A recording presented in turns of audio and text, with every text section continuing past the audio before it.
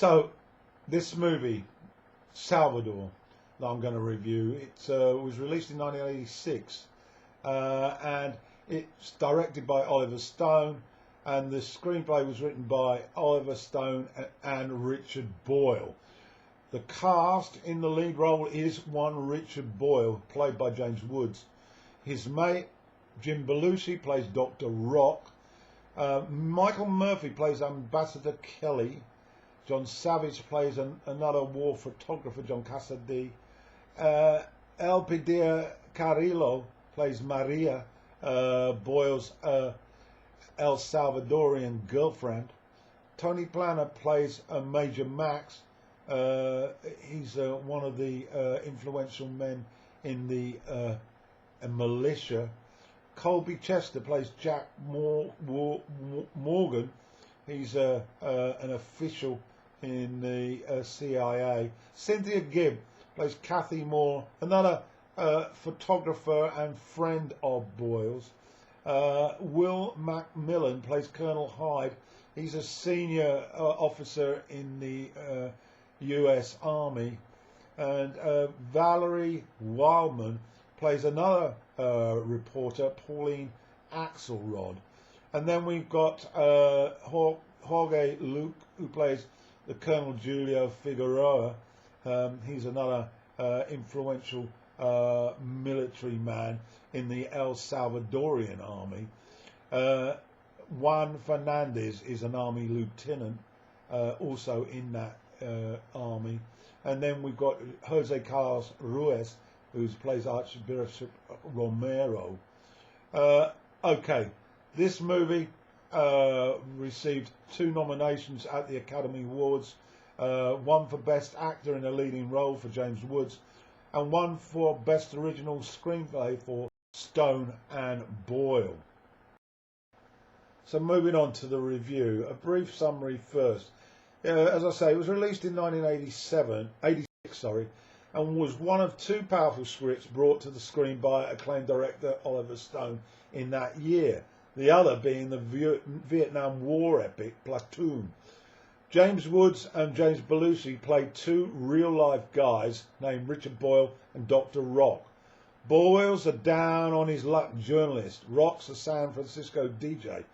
Together, they take El Salvador by storm. It's a gripping documentary-style drama about the horrors of the revolution in that country in the mid-1980s. From the mass dumping of dead bodies, you gaze at the horrors that occurred. And Woods Boyle is there to document it all, despite an utter lack of charisma, money or morality. Now I'm going to go through my notes and look at various scenes within the plot and make various statements about the interpretation. It may well be viewed as plot spoilers, but I don't think with this movie it really will have much impact. You can still go with my review into the movie and get a lot from it. As said earlier, there's a lot of graphic imageries in this film of military violence, death squads, assassinations by militia, and it's very much in-your-face depictions, which was what Stone, I guess, wanted to convey. We witness corpses on fire in the road, we witness shooting prisoners in the head, corpses littered on a hillside, ill treatment and violation of women, and we also see children with limbs missing. So it all starts in San Francisco. Boyle is a journalist and photographer, and he's out of work. He lives in an apartment building which appears to be occupied by numerous lowlifes, and his marriage is in tatters.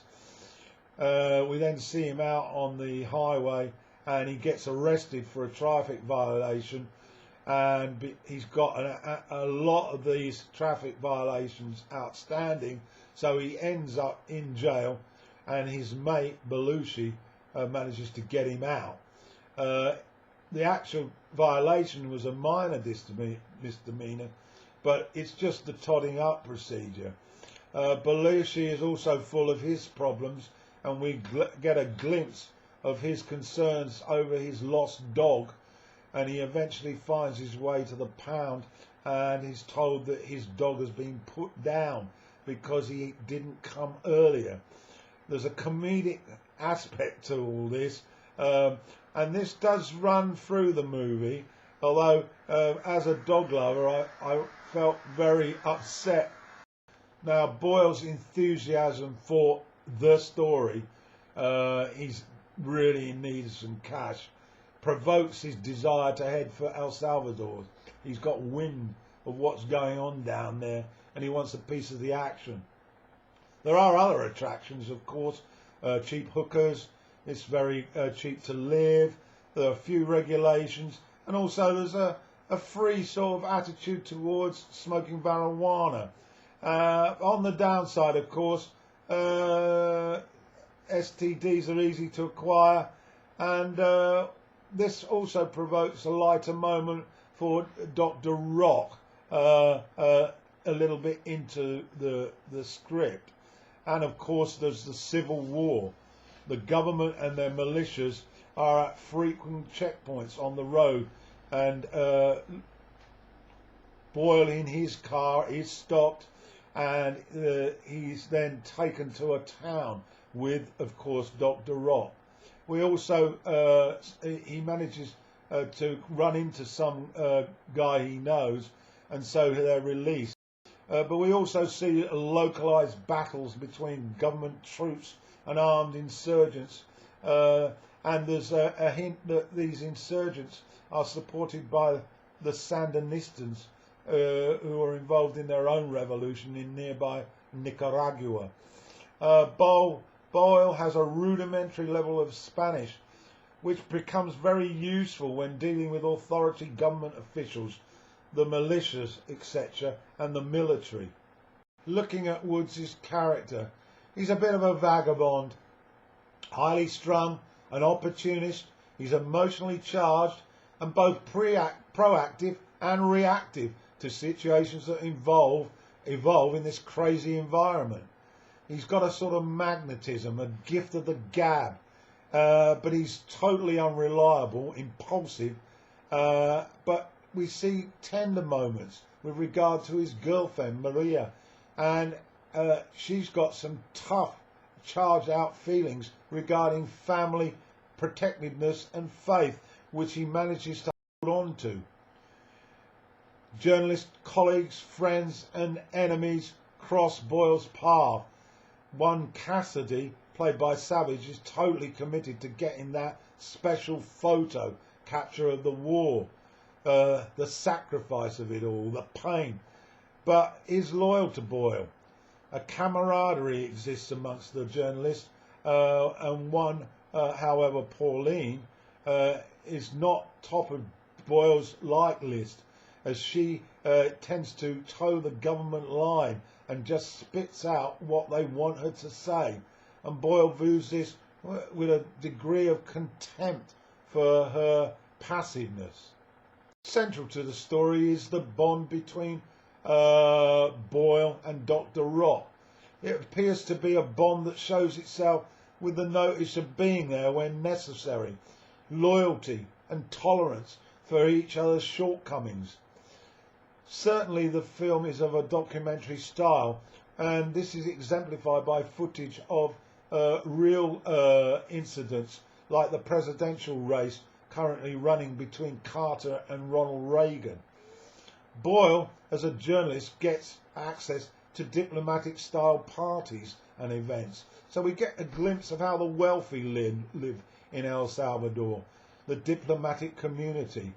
Boyle shows a lack of decorum by engaging in heated political arguments with those who are there just for business and political influence.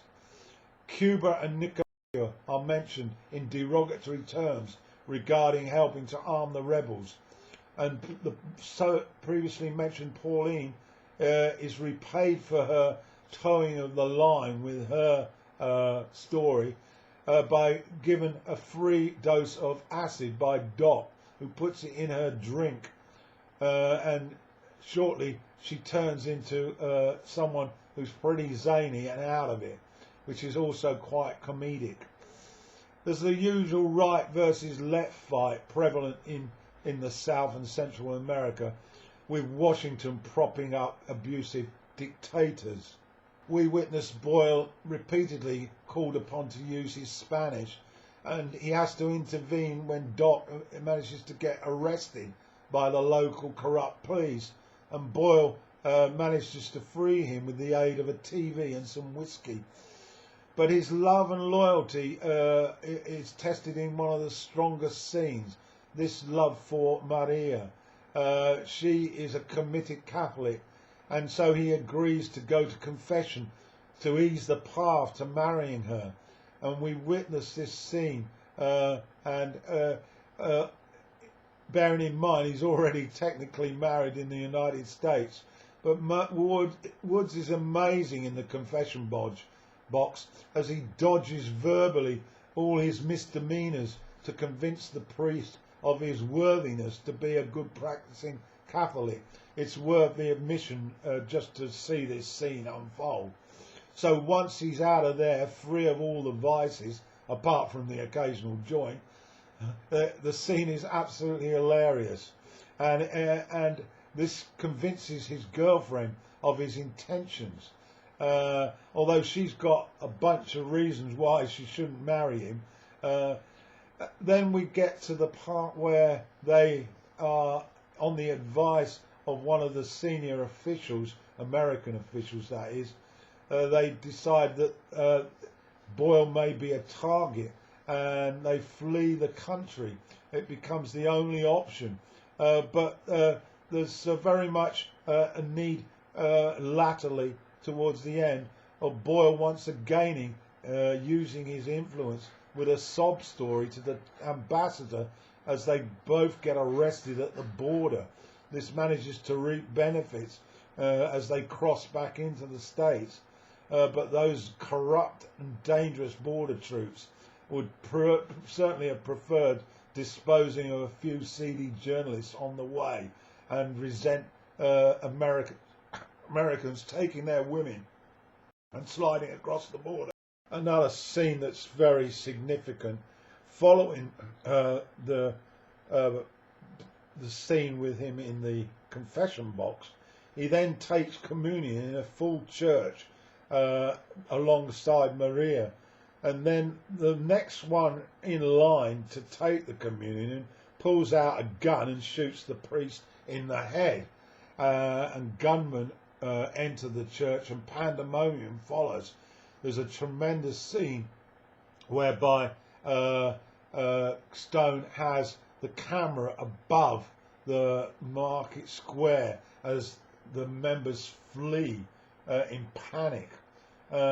And another scene follows this where Kathy, who comes back to the capital, meets up with Boyle, and clearly Boyle has got a sort of kinship with her and is quite fond of her.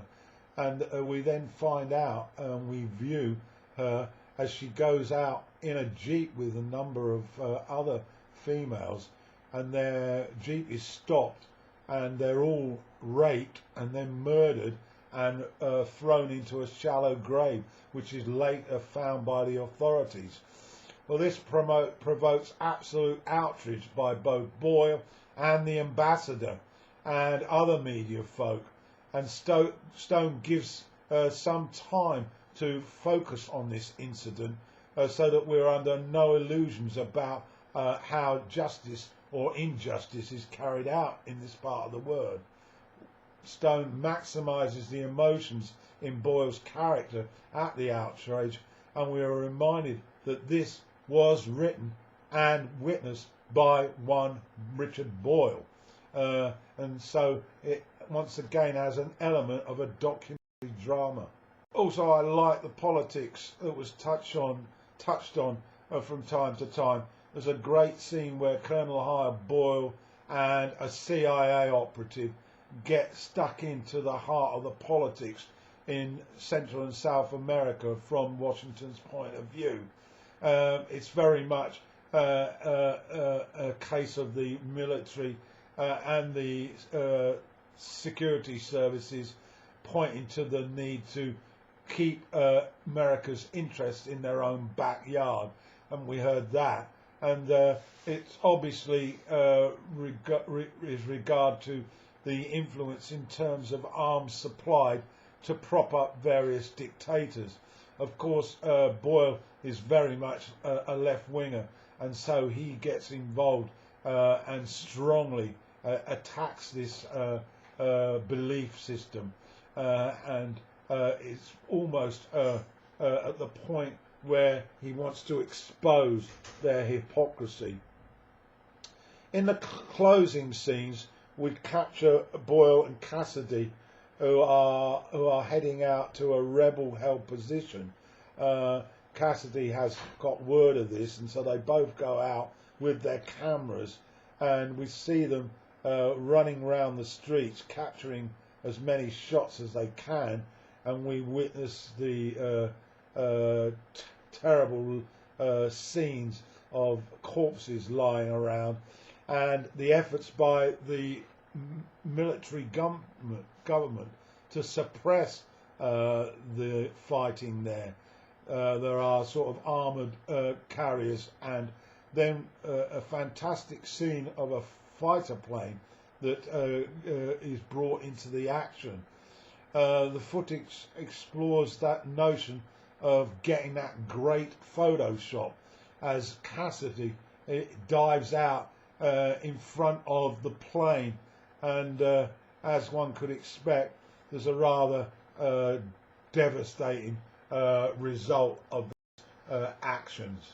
One final point then, that Stone, he doesn't want to leave any stone untouched. There's a bit of a pun there, but it's basically after Boyle and Maria and the baby managed to get across the border, they're then intercepted by US immigration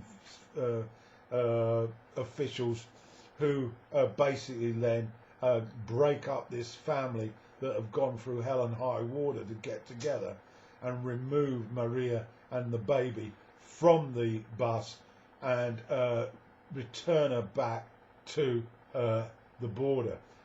It's a tragic sort of end, really, to what has been a tragic struggle.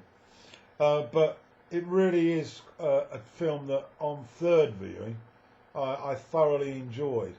I think one has to make it quite clear that James Woods' performance in the lead role is absolutely hypnotic and magnetic. He is absolutely superb, and he's worth the admission on his own. But we mustn't forget the role of the director and the writer, Oliver Stone.